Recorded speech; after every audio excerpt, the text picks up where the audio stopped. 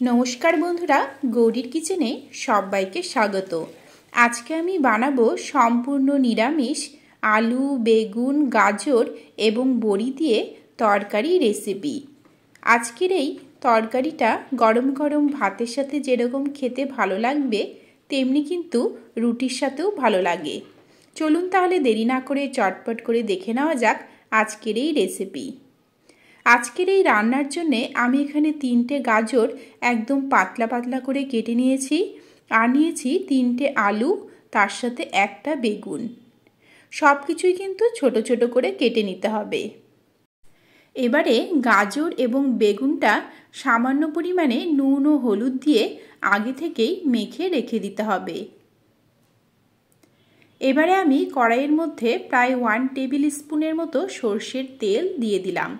তেলটা গরম হয়ে এলে প্রথমেই নুন ও হলুদ দিয়ে মেখে রাখা বেগুনগুলো ভেজে নেব।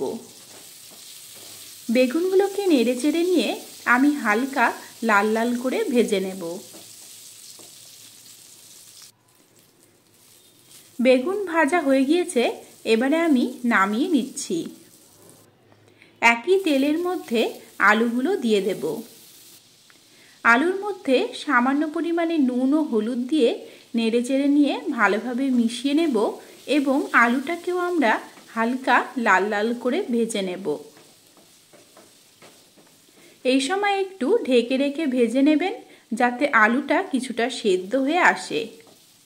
ঠিক এই রকম ভাজা ভাজা হয়ে এলেই এর মধ্যে গাজরটা দিয়ে দিলাম। এখন সব কিছুকে নেড়েচেড়ে নিয়ে আরও 4 থেকে 5 মিনিটের জন্য রান্না করে নেব। এখন দেখুন সবকিছু প্রায় 60% মতো সেদ্ধ হয়ে গিয়েছে।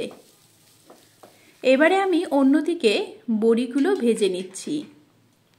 বড়ি ভাজার জন্য প্রথমেই কড়াইয়ের তেলটা ভালোভাবে গরম করে নিয়ে গ্যাসের ফ্লেমটা একদম লোতে রাখতে হবে। দেখুন হালকা হালকা কালার চলে এসেছে, এবারে নামিয়ে নেব। কড়াই থেকে আলু গাজরটা তুলে নিয়ে আরও কিছুটা তেল দিয়ে গোটা জিরে ফোড়ন দিয়ে দিলাম। তার সাথে 3টে কাঁচা লঙ্কা, হাফ ইঞ্চি আদা। সব কিছুকে নেড়েচেড়ে নিয়ে 1 থেকে 2 মিনিটের জন্য একটু ভেজে নেব। এগুলো যখন ভাজা ভাজা হয়ে আসবে তখন এর মধ্যে 2টো কুচি করে কেটে রাখা টমেটো, তার সাথে প্রায় 1 টিস্পুন নুন, হাফ টিস্পুন হলুদ গুঁড়ো, হাফ টিস্পুন ধনে গুঁড়ো এবং হাফ টিস্পুন জিরে গুঁড়ো, তার সাথে সামান্য পরিমাণে জল দিয়ে দেব।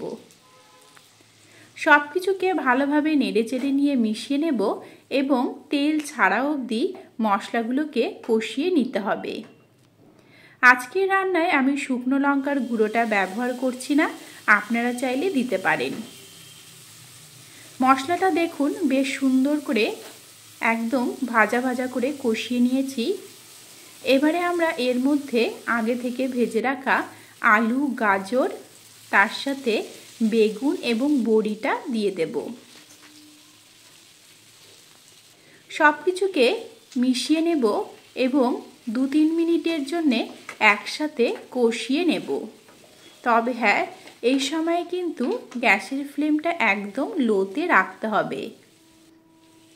3 মিনিট পরে ফিরে এলাম। দেখুন আলু বেগুন গাজর বড়ি সব কিছু কিন্তু বেশ সুন্দর মাখো মাখো হয়ে এসেছে। ঠিক এই সময় আমরা গ্রেভির জন্য কিছুটা গরম জল দিয়ে দেব। গ্রেভিটাকে এবারে নেড়েচেড়ে নিয়ে ভালোভাবে ফুটিয়ে নিতে হবে। এখানে খুব বেশি জল দিয়ে দেবেন না, তরকারিটা কিন্তু বেশ গা মাখো মাখো তৈরি হবে। গ্রেভিটাও ফুটে উঠেছে, এর সাথে দেখুন আলু গাজর সব কিছু কিন্তু ভালোভাবে সেদ্ধ হয়ে গিয়েছে। এর থেকে আর বেশি ফোটাবো না, কারণ ঝোলটা ঠান্ডা হয়ে এলে অনেকটা কিন্তু গাঢ় হয়ে আসবে। এবারে এর মধ্যে সামান্য পরিমাণে চিনি, তার সাথে হাফ টেবিল স্পুন ঘি দিয়ে দেব। সব কিছুকে নেড়েচেড়ে নিয়ে মিশিয়ে নেব, তাহলেই কিন্তু আমাদের একদম কমপ্লিট হয়ে গেল সম্পূর্ণ নিরামিষ তরকারি রেসিপি। এই তরকারিটা আপনারা চটপট করে বানিয়ে যেরকম টিফিন বক্সেও দিতে পারবেন, তেমনি কিন্তু ভাত রুটি দুটোর সাথেই খেতে দারুণ লাগে। তাহলে কেমন লাগলো আজকের এই রেসিপি কমেন্টে অবশ্যই জানাবেন। ভালো লাগলে সাবস্ক্রাইব করে নেবেন, লাইক ও শেয়ার করবেন। আজকের মতো এখানেই শেষ করছি, দেখা হবে নেক্সট রেসিপি নিয়ে। নমস্কার।